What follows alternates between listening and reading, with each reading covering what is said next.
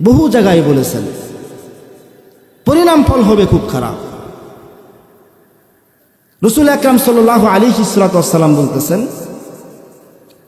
যে ইলম দ্বারা আল্লাহর নৈকট্য হাসিল করা যায়, সেই ইলম যদি কেউ দুনিয়া লাভের জন্য করে তাহলে কি হবে, এই সম্পর্কে রাসূলুল্লাহ সাল্লাল্লাহু আলাইহি ওয়াসাল্লাম বলতেছেন, মান তাআল্লামা ইলমান মিম্মা ইবতাগা বিহি ওয়াজহুল্লাহ লা ইয়াতাআল্লামুহু ইল্লা লিয়ুসিবা বিহি আরাফান মিনাদ দুনিয়া লাম ইয়াজিদ আরফাল জান্নাতি ইয়াওমাল কিয়ামাতি ইয়ানি রিহাহা।